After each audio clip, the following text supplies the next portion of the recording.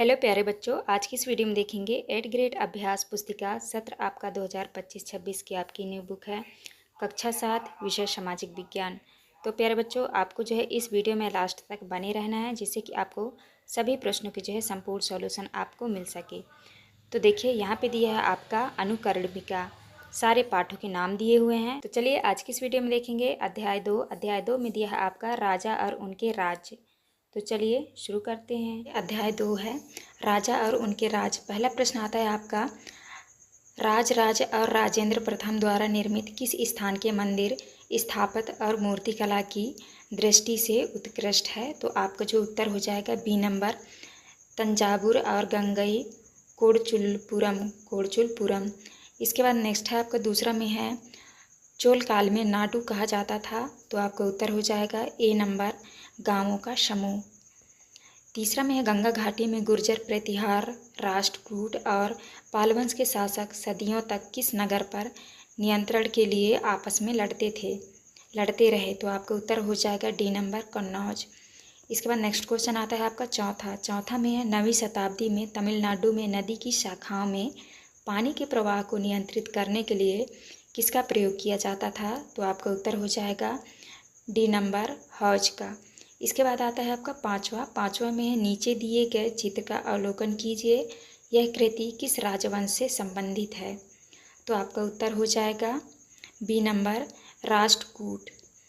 इसके बाद आता है आपका रिक्त स्थानों वाले प्रश्न। तो यहाँ पे आपको ए नंबर में आपको लाडू भरना है, बी नंबर में आपको राज प्रथम, और तीसरे में आपको भरना है नगरम, और चौथे में भरना है आपको चोल, और पाँचवीं में आपको तंजावुर और निशंभु शूदनी। तीसरा आपको भर लेना है। इसके बाद आता है आपका प्रश्न क्रमांक सातवां में है, 7वीं शताब्दी के प्रारंभ में राजाओं ने अपने सामंत के रूप में किन्हें मान्यता प्रदान की थी? तो आपको उत्तर में लिखना है, 7वीं शताब्दी आते आते उपमहाद्वीप के विभिन्न भागों में बड़े भूस्वामी और योद्धा सरदार अस्तित्व में आ चुके थे। राजा लोग प्रायः उनके अपने मातहत या सामंत के रूप में मान्यता देते थे। तो इस तरह आपको करना है। इसके बाद आता है आपका 8 में है, चौहान शासकों का राज्य विस्तार किन किन क्षेत्रों में था? उत्तर होगा आपका, चौहान शासकों का राज्य विस्तार दिल्ली और अजमेर के आसपास के क्षेत्र पर था। उन्होंने पश्चिम और पूर्व की ओर अपने नियंत्रण क्षेत्र का विस्तार करना चाहा था। इसके बाद नेक्स्ट आता है आपका प्रश्न क्रमांक 9। प्रश्न क्रमांक 9 में है, चोल मंदिर के साथ जुड़े हुए शिल्पों में सबसे विशिष्ट प्रमुख क्या था? तो आपको उत्तर में लिखना है, चोल मंदिर के साथ जुड़े हुए शिल्पों में सबसे विशिष्ट प्रमुख था कांस्य प्रतिमाएं बनाने का काम। चोल कांस्य प्रतिमाएं संसार की सबसे उत्कृष्ट कांस्य प्रतिमाओं में गिनी जाती है। 10 में है, कल्हड़ द्वारा कश्मीर के राजाओं का इतिहास लिखने के लिए किन किन स्रोतों का उपयोग किया गया है? तो आपको उत्तर में लिखना है, कल्हड़ द्वारा कश्मीर के राजाओं का इतिहास लिखने के लिए शिलालेखों, दस्तावेजों, प्रत्यक्षदर्शियों के वर्णनों और पहले के इतिहासों समेत अनेक तरह के स्रोतों का इस्तेमाल किया। इसके बाद आता है आपका प्रश्न क्रमांक 11। प्रश्न क्रमांक 11 में है, चोल शासन में सभा की सदस्यता के लिए क्या अर्हता थी? तो आपको जो है प्रश्न क्रमांक 11 का उत्तर यहाँ से देख के अच्छे से कर लीजिएगा।